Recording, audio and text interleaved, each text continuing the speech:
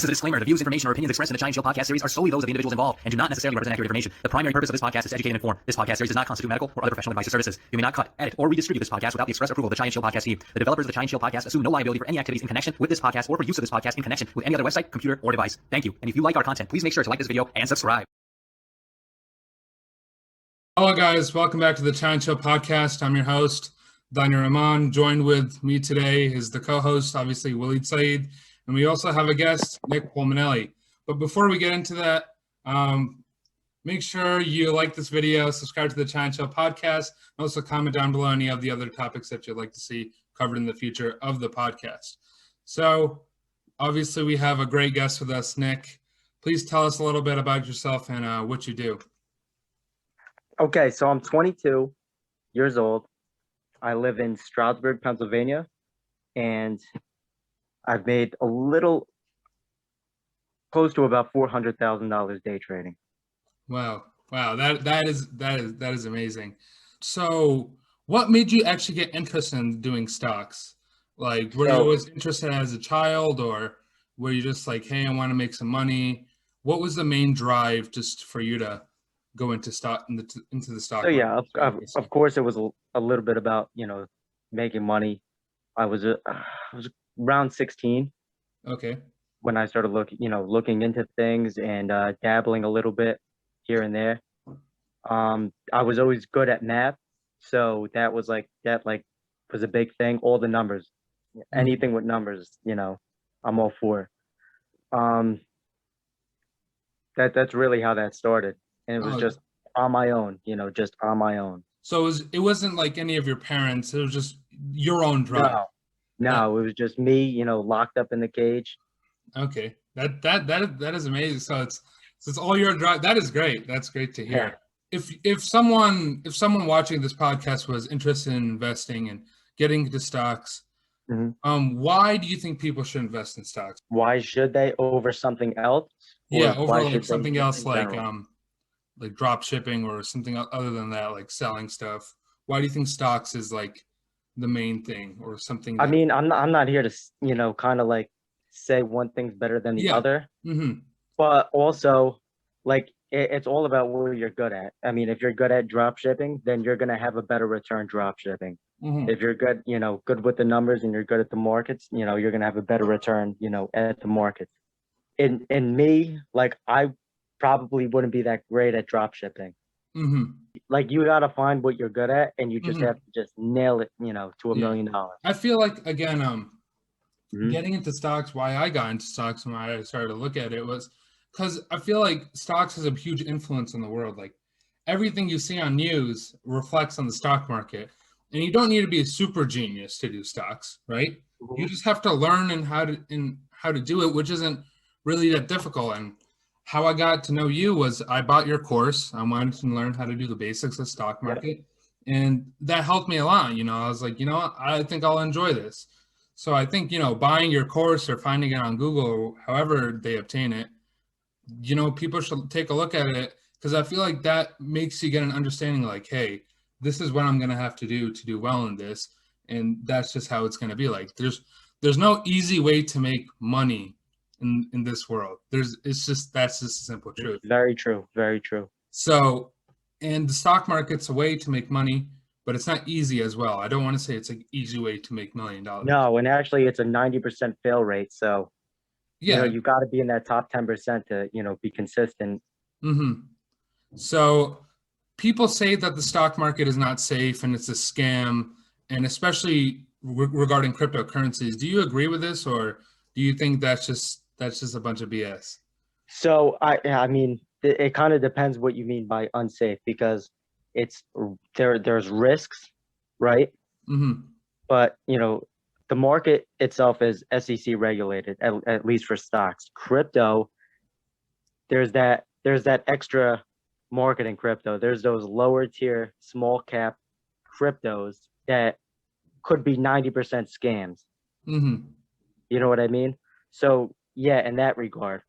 But your traditional, the Litecoin, the Bitcoin, the Ethereum, no, it's not a scam or So there's a difference between the risk and unsafe meaning scam. Like, yeah, scam meaning like, I guess I should clarify it. Scam meaning that no return of your money. You cannot get it back.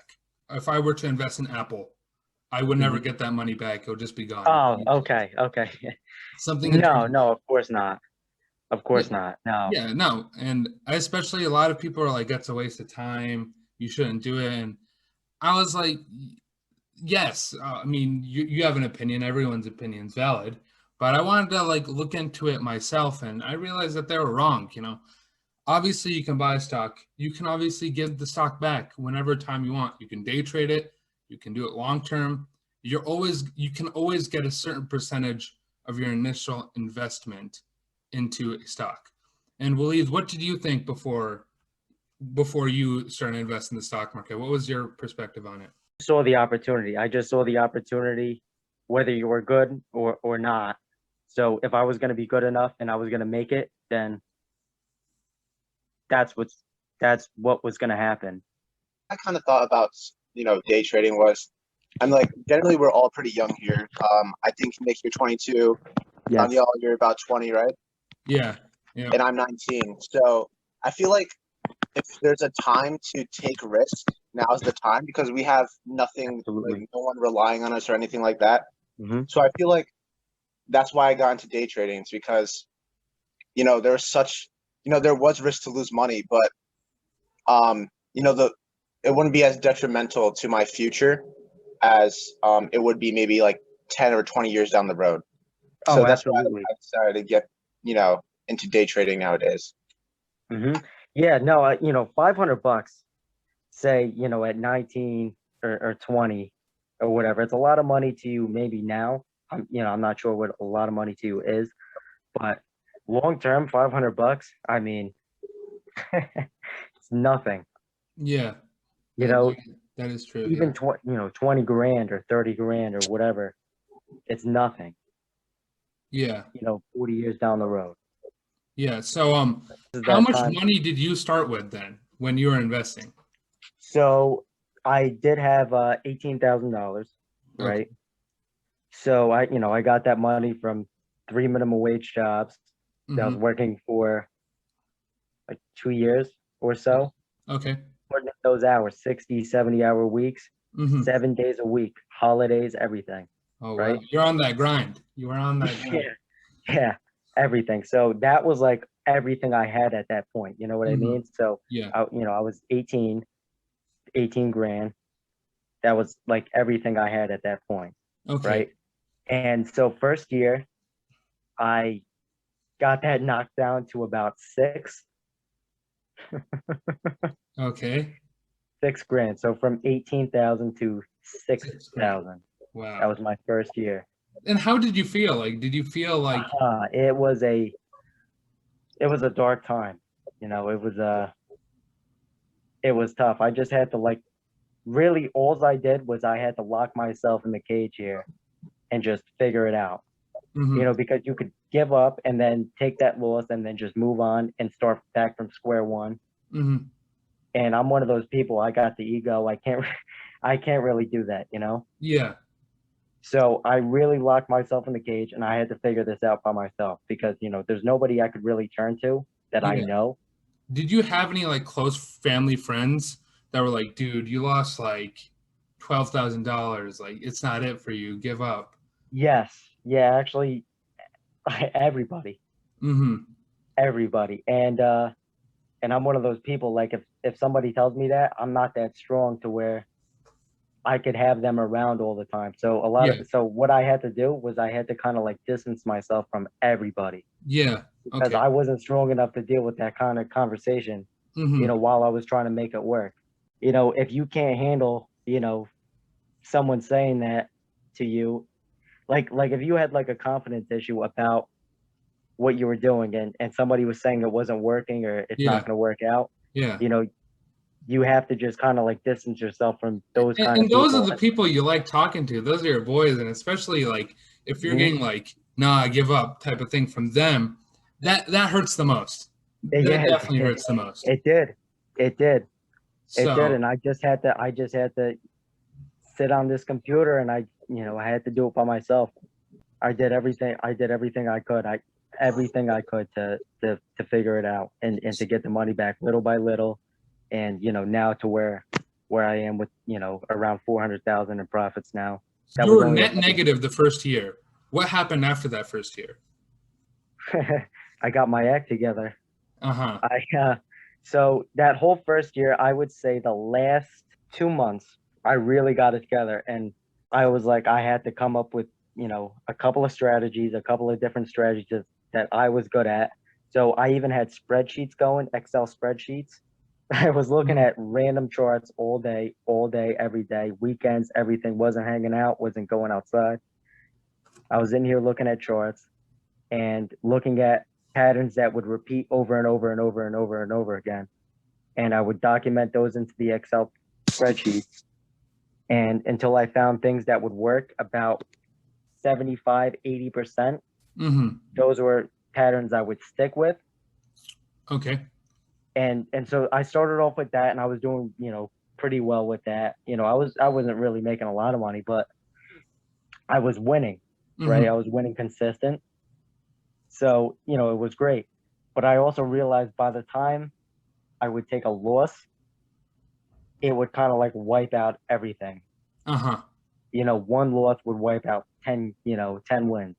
So you would move 10 steps, but then go back 10 steps, basically. Yeah, in a blink of an eye. So then I had to focus on the math formula for my risk management, right? So I came up with a formula by myself, right? So it's my own formula that actually works.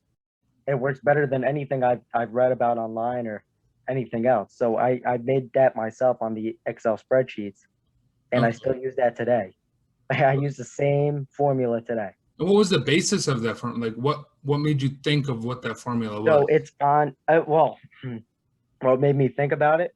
Yeah. So it's all based on math and charts. It's all based on math and charts. So it's adaptable to just about every scenario. So it's different. So like I'm trying to kind of like put it down on paper. That's really what the goal is for this formula. I'm trying to put it down on paper to where it's adaptable for other people to understand. Like I know it in my head, but it's one of those things, like it's adaptable to every chart. Like if I laid out a chart, I could lay out the formula of how I'm gonna, attack the chart. Okay. All right. And get that, so, even if, so say you have a basic understanding about, support and resistance. Yes. Right. So, okay. So say the support line would hold about 80%, right? And so the support line would hold about 80%. Okay. The chances of it breaking below would be about 20%. Okay. Whether it breaks below or hits support and bounces up, the formula that I put together, you would be able to make money in any scenario. Okay. In either scenario. So if it broke through support, I have it to where I would still be able to make money while it broke through support. While I was in the position and it broke through support. I have the chart laid out on different points to buy and sell at different points in the chart to where I would still win that trade. And so it's really about 90%. That sounds bizarre, but it's really about 90%. So I think like when I was talking to Waleed before this podcast, we were both talking and he was like, how does someone maximize their wins but minimizes their losses? And it's that formula that you're talking about. Do you think that's the answer? Yeah, I guess there's a couple of ways to do it because, there's other people other than me that, that are profitable consistently. I guess you just have to find what works for you. Yeah. But no, this formula that I put together, just whenever I see it on the chart, like whenever I lay it out on the chart, it just makes perfect sense. And I'm at complete ease. It's like I'm like a robot with it, no emotion. I'm not worried about whatever it does. I have it already mapped out to make money on whatever move happens. Okay. At about 90% of the time. of course you're going to get those outlying, 10%. It's all probability, so you technically can't win every time. So how long would you say it took you to develop this equation that you use today? I would say it came to me within about 8 months. It took about 8 months to be perfected. I mean, I'm always perfecting. So it's not one standard solid format. No. I'm always adjusting it. I'm always adjusting. If things stop working for me for a little bit, different. So I'll change the numbers around. I'll change the percentage numbers around if I have to. Especially, it's different with when you're going from biotech to a blue chip, Microsoft or Apple or something. Biotech could swing 3, 4, 5%. Okay.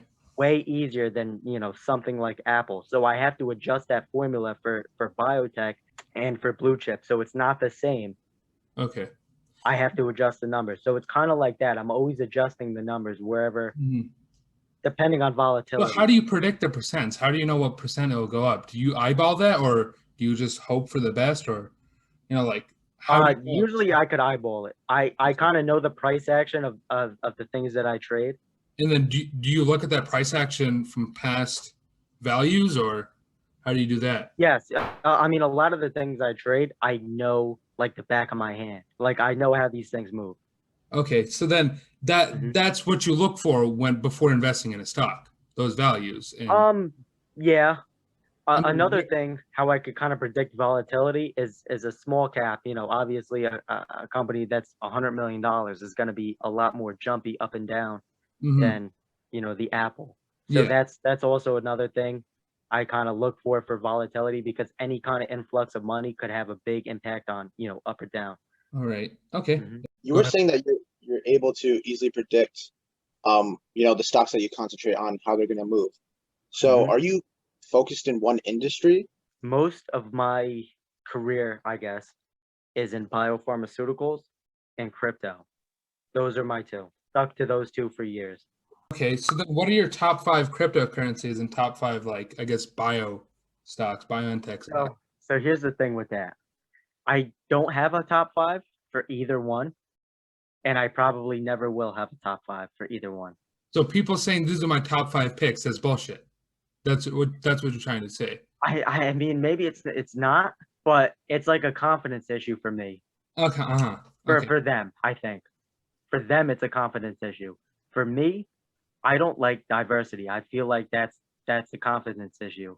I feel like if you can't be fully engaged into 1 or 2 or 3 things, you're not gonna be into your number 10 pick as much as you are into your number 2.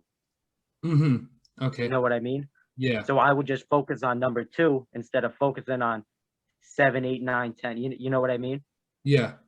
So I'm one of those people. I have right now, for biotech, I have Arbitas Biopharma, ABUS. That's another swing trade. I'm holding that for at most till October, mid-October. And for crypto, I have a basic attention token, BAT. And that's it. I have about, I don't know, around 300,000 in Arbitas. And I have about 70 something thousand in BAT at the current prices now. Okay. All right. So then, is there like a time, like what I've read, people say never invest in cryptocurrencies in earnings month, never, or not cryptocurrencies, any stocks in an earnings month, never invest in this at this time. Is there a specific time when you're not supposed to invest? And, what do you think about that? Is there like, you just do not invest at this time? No, there's nothing you could pinpoint like that. There's nothing that you could say that's like, so say if you were going to day trade, right? You're going to sell the same day, buy and sell the same day. Sometimes I would avoid times where a Fed meeting, like news could build up at any time and kind of like start having it an influence on charts. I would avoid that, day trading. But as far as investing, no, there's nothing that would stand out to me like that. Yeah, those statements, there's a lot of people with a lot of opinions on, on the internet, and yeah, a lot of it's false. Yeah.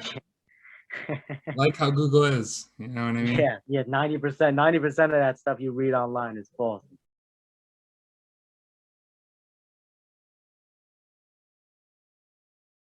You're investing in multiple stocks in the pharmaceutical and cryptocurrency. In the pharmaceutical, right?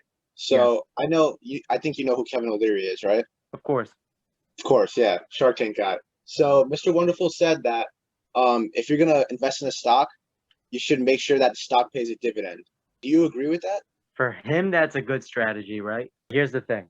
So the dividend stocks offer that dividend because the company is kind of like not growing. They're not a growth company, right? So like Apple is still considered a growth, Alibaba or Amazon, Tesla, right? They don't pay dividends. And the reason they don't is because they're growth companies. All the money that they make, they reinvest into themselves to grow the company, right? Okay. So companies like Coca-Cola are just trying to stay afloat.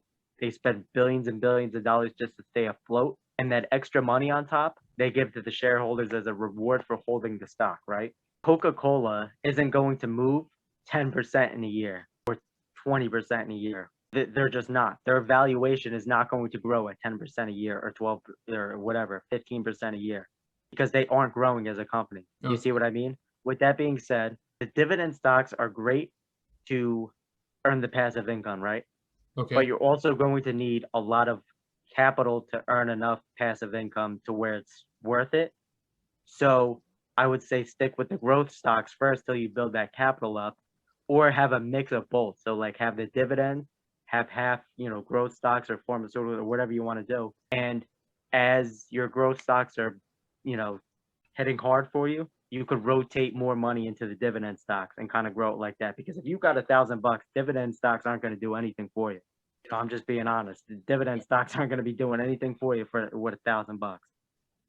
All right. So unfortunately, our other co-host Moeen could not join us, but he did send me a couple of his questions to ask you. So he asks, what do you think of the impact of Reddit-fueled Wall Street bets movement have on Wall Street as a whole? The first thing, I'm not really into the Wall Street bets. I'm really not into like the meme stocks or like the Dogecoin or whatever. What do you think about those meme stocks like Dogecoin, GME? I don't know. The thing for me is that I'm so like square, I guess. I'm kind of like I'm just a fan of the markets, right? So to me, that's kind of like it kind of makes the industry look like a joke a little bit. Okay.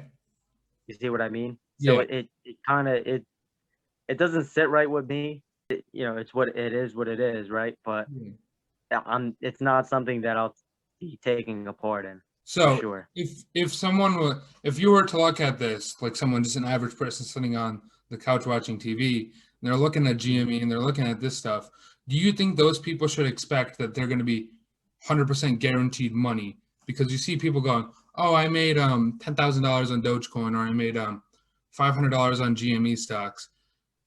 So then everyone wants to obviously invest in that. It's like they're thinking it's free money. So do you think those people should expect like that they're going to be returned this X amount of money, or it's just a waste of time? No, never. Okay. Anything. So then the second question he asks is, a lot of people think that Wall Street is rigged against them. Do you think that that's true, or? Yeah, it is true. It is true, but it isn't as major as they play it out to be. So there's obviously the opportunity for you is unlimited, right? They have trading bots, they have faster connection algorithms, they have all the tricks, they have the insider knowledge, they have the banks with them, all the banks, they have all the power, all the political power, right? So I guess you could call that rigged against them, because it kind of is, yeah, but it's not illegal, and I think it isn't a problem. All right. For me, it's never been a problem. I've never had to go against a hedge fund to make money. I stay in my own lane and I do my thing. Okay. So then it's not a war against, a retail investor and a hedge fund. It's really not. of what people think when they say, "Oh, it's rigged," against me. They think it's like some sort of war. Yeah. They're just trying to make money. People hear rigged and they they kind of believe make money on your own. people hear rigged and they believe like, oh, it's a scam, like it's rigged, it's fixated, like it's a sports game or something, which it's really not. It's not like, oh, Tyson Fury cheated against Deontay Wilder or something like that, or like it was cheating, like they fixated this one thing. And I don't think Wall Street personally is like them having so much power makes this whole system rigged. No, yeah, it's definitely not like that. They have all the bells and whistles. It's like comparing a Tesla car to a 2007 Honda Civic. You know what I mean? Yeah. Obviously, the Tesla has everything in it. And do you agree with this, Waleed? Do you or no? I don't think it's honestly rigged, because the Wall Street and everything else, they're kind of taking a certain section of the pie, but that is if the stock market was a pie. But there's still a slice available for everyone else, as long as as you were saying, stay in your own lane and just go for that other slice rather than trying to deal with these giant hedge funds and things that you obviously can't compete against. I think that you'll do fine and you can make some money in the stock market. So Nick, you obviously dropped a starters course on Google, and you can obviously easily DM Nick on Instagram. I'll put his information on there below. But in that starters course, what do you exactly go over and how much is it? So that's for primarily day trading, right? So it's all math and charts. It's all reading candlestick charts. It's all indicators. It's all pretty basic chart patterns. It's a lot of the terminology.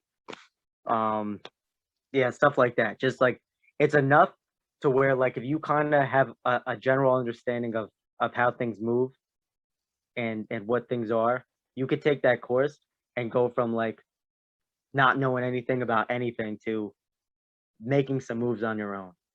Okay, so then how much is it exactly, if you want to tell us? So it's $20. Okay, all right. So then where can you get that from exactly? You could get that if you look up my name on Google. I come up, my Google business comes up. 5-star review, by the way, guys. 5 stars. Absolutely, yeah, please. Trying to get 100 by the end of summer. Yeah. So and I felt like it was a totally good investment. It's $20. It's not like you see these gurus online. The biggest scam guy I heard reading Reddit is Tim Seitz. This guy like sits there and he sits in his Bugatti or Mazda, whatever he drives, and he goes, "Oh, I have this here and this here, and I give you my number one stock picks." And actually, I think the reason why he gives everyone his number one stock picks is so it inflates the stock price up, and he makes more money at the end. That's the mechanism he's using. Yeah, and he only trades those low cap OTC penny stocks. Yeah, so and it's then people easy. go like, "Oh, he's investing in this, and he makes more money. You make money, sure, like if you're before the herd of people, but still, it's like." I think I was like looking at the price of it. It's like around like thousands of dollars. And I was like, I'm not paying this much money to learn how the stock market works. I know there'll be someone else that'll be happily be able to teach me, or I can find like other books and learn how to do it that way. Because investing in $10,000 is not a pay to win. You don't pay it and then you win. That is completely false. Yeah. There's Discord chats you can pay for. Those are helpful because people are there as well, giving you information. It's like kind of like a mutualism going on. But paying him to give you YouTube videos and other things is not going to for sure give you money. Oh, of course not. And like you were saying, that is a lot of his strategy. He teaches that supernova in OTC penny stocks, which is that big pump and dump in OTC penny stocks. But that's just him posting the penny stock, right? Yeah. That's him posting the penny stock. It's easy to pump and dump an OTC stock, right? It's if you have enough people, it's very easy to pump and dump OTC penny stock within an hour. Mm-hmm. And that's what he does. He buys in, posts it, sells, whatever. And what are some resources that you used to learn how to use the stock market? Was it just all on you, just learning how to do it? Did you buy a book or? I do have a couple of books, but a lot of it was just on me. A lot of it was me staring at charts and recording data on a spreadsheet. Honestly, to tell you the truth, honestly, that's really what did it for me. I don't know how many charts I've looked at over and over again, putting scenarios in my head and seeing if it worked out, and then recording it on the spreadsheet. That's what did it in on me. Yeah. That's what took me over the edge. And I feel like if you see these people on YouTube and trying to advertise and publicize themselves this much, don't trust them, please, guys. You know, don't put your money, this much money, into someone who's not going to give you any return. That is, you know, save your money, find someone cheaper, or find like a good book where you can just learn how to do the basics and at least have some money left over to start investing. Yes, yeah, a lot of frauds. A lot of frauds out there. It's a scam, and unfortunately people fall for it, and it's sad, obviously, because people work for that hard money, and someone just stood behind a Ferrari and said, I make money, and then people just invest, you know, give them money and stuff. Well, Yeah, do they don't know you have any any better. questions for Nick before we start wrapping this up? Yeah, sure. So there was like one thing that kind of stuck out to me. You said, going back to dividend stocks, you said once you accumulate enough, I guess, return in normal, I guess, stock companies that reinvest in themselves. So once you get enough return in those, then you should move on to dividend stocks. So are you saying when your capital is high enough that that's the only time that dividend stocks could be useful, and it's like the safe play? Yeah, well, I'm really just saying they're going to be a lot more worth your time if you had $200,000 for dividends, because it'll be the safe play. Number one, it'd be the safe play.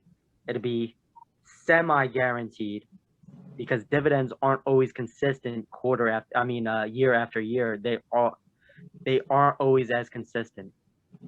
So they could fluctuate. You know, Coca-Cola kind of stays similar year after year, but you know, there's a lot of, you know, Altaria doesn't stay consistent, or some of the real estate, those high yield real estate stocks that, you know, they're not very consistent, but they have high yields, high dividend yields. But what I'm saying is, if you're just starting out, right, and you have $1,000 or $2,000 or $3,000, you're not going to make a lot of money on dividend stocks. Like you're almost going to be wasting your time. It's not going to get you to 100 grand faster than growth stocks would, or, you know, anything else, you know, pharmaceuticals or crypto or something else. Like the dividend stocks or the ETFs, like you want to be, when you start out and you have $2,000 or $3,000, you want to ride that like you're a gambler. Like you want to just really put it out there. Like you really got to put it out there and take those chances and figure out what works and what doesn't work. And using those dividend stocks with 3 grand is really not going to benefit you, really not at all. It's going to waste your time, and that's why I say that. The passive income you could earn from the dividend stocks is real, and if you do say have a couple hundred grand, you could make, you know, depending on the yield, PPNL is a good one, you know, 6% PPNL is at.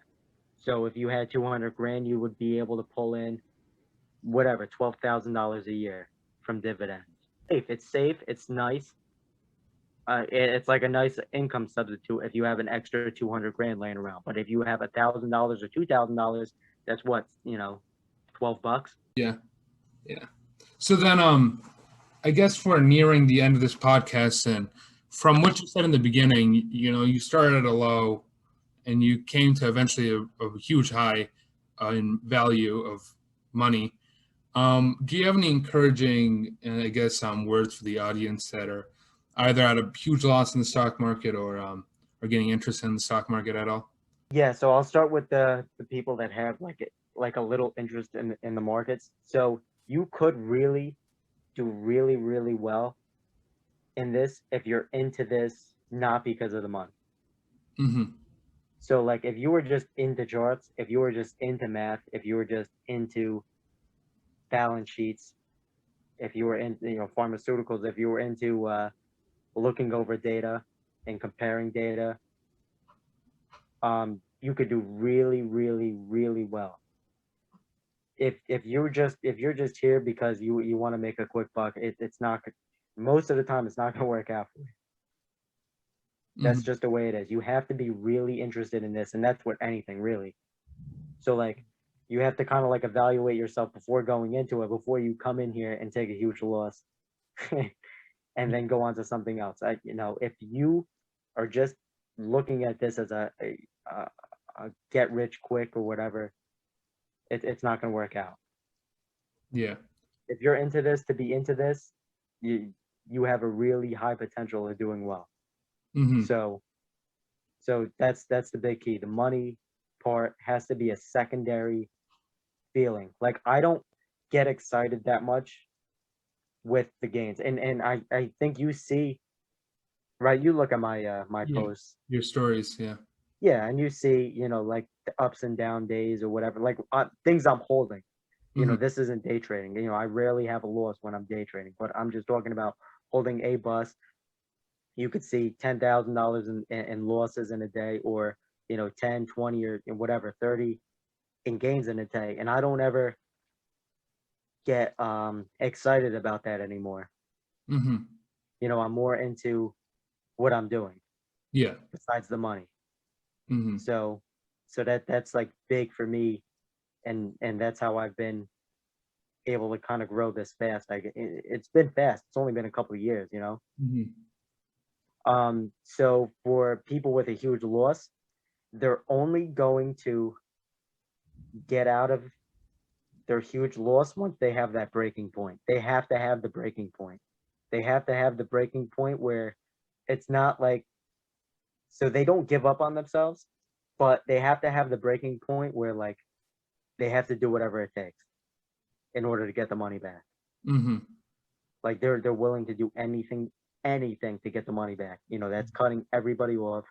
That's going alone, whether it's 6 months to a year, even longer than that. To figure out how to get all the money back. It's the drive that you need, just to dig your heels on the ground and bear the storm and do well and learn. That I think that is what people need. You can get shout outs on Discord chats, you can get shout outs on Reddit. Go ahead, use those. But realistically, they have error in them as well. And you rather use your own work and be proud of your own thing, instead of going, oh, it's his fault that I got it wrong. You know what I mean? Oh, exactly. His fault. He just sent it to you, and it's up to you to decide that, okay, should I follow him? Should I not follow him? Is he thinking the right way here? And then another thing with that, so I never used those Discord chats or the Reddit or any of that when I was coming up. And I think it was the best thing I could have done, because like every time I put a move together, it's all on me. And I've had that track record where I have full confidence in everything, any move that I make. I always have 100% confidence in any move that I make, right? Whereas if you're relying on somebody else, or you're taking somebody else's advice, you're not going to have that same confidence, and you're going to be more stressed out if things start not going right. Say you're in a swing trade for like 3 months, right? And things don't start working out the way you thought they would. And you're not as knowledgeable as the person that recommended that idea to you.